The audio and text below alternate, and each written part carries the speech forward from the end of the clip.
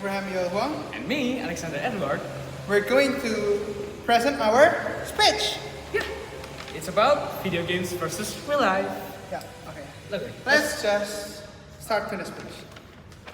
Good morning, everyone. Today, we want to talk about a belief that gets repeated over and over again. That is, violent video games cause real-life violence. Whether it's a school shooting, a fight, or some other crime. People are quick to blame video games. They say, it's because of what these kids are playing. But today, we want to ask, is that really true? Do violent games actually cause violent behavior in real life? We believe the answer is no. And we're not just saying that as gamers or students, we're saying that because the facts that the science and the real world trends all tell a different story. Blaming video games might feel easy, but it ignores the truth. And it distracts us from the real cause of violence. Okay, let's start with what the research says. Many people assume that because video games contain violence, they must automatically lead to violent behavior. But science says otherwise. In fact, there is no strong or consistent scientific evidence proving that violent games cause people to become violent. Some studies do find a slight increase in aggressive emotions like frustration or competitiveness right after playing. But those are short-term effects. They don't mean someone's going to commit a violent act. A 2020 study from the University of Oxford, published in Royal Society of Science, followed thousands of teenagers and found no link between playing violent video games and long-term aggressive behavior. The lead researcher, Dr. Andrew Prieblisky, said, and I quote, there is no evidence that violent video games lead to aggressive behavior in real life. That's a big deal. This wasn't a small lab test. It was a large, real-world study with real people. And it found nothing to support the idea that violent games lead to violence. So, people say science proves video games cause violence. That's just not accurate. Now let's step away from the lab and look at the real world. Video games today are more intense and realistic, and more widely played than ever before. Billions of people, especially teens like us, are playing violent video games every day. But here's the twist. While gaming has exploded, violent crime has gone down. According to the FBI Uniform Crime Reporting Program, violent crime in the United States has dropped by more than 50% since the 1990s.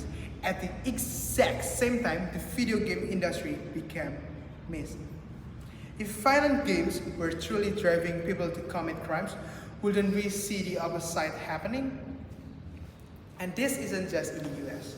In countries like Japan, South Korea, where violent games are hugely popular, violent crime rates are even lower.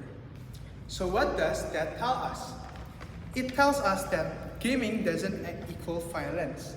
In fact, the data shows the exact opposite of what people fear. So, if it's not the games, what is causing violence?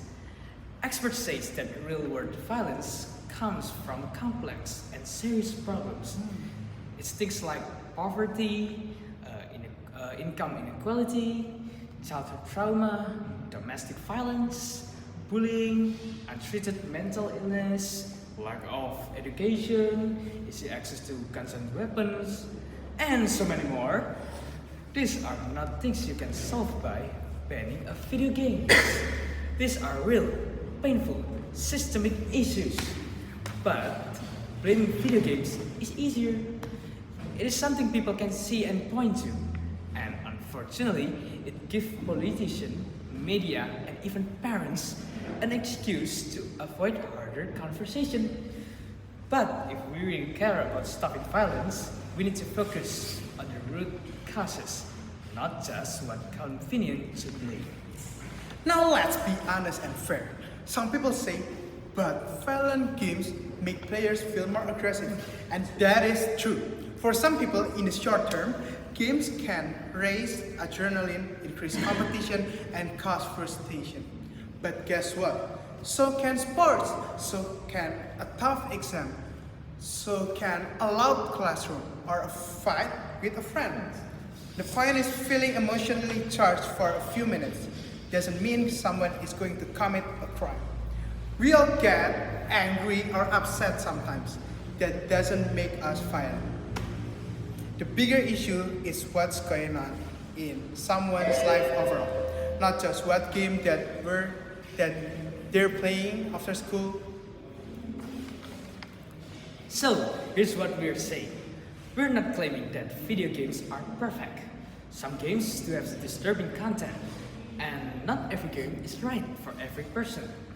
But we are saying this.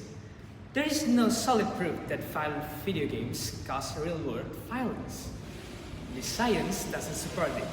The crime trends doesn't support it. And blaming games is just a distraction from the much harder work of dealing with real causes like mental broken communities and inequality. Video games are a form of entertainment. For many people, they're a way to relax and connect with friends. It's a way to express creativity, and they're not the enemy. So, the next time someone says, Video games are to blame for violence, ask them this. Where's the evidence? let's stop blaming the screen. Let's start facing the truth, because solving real problems starts with asking the right questions. Yeah. Thank you.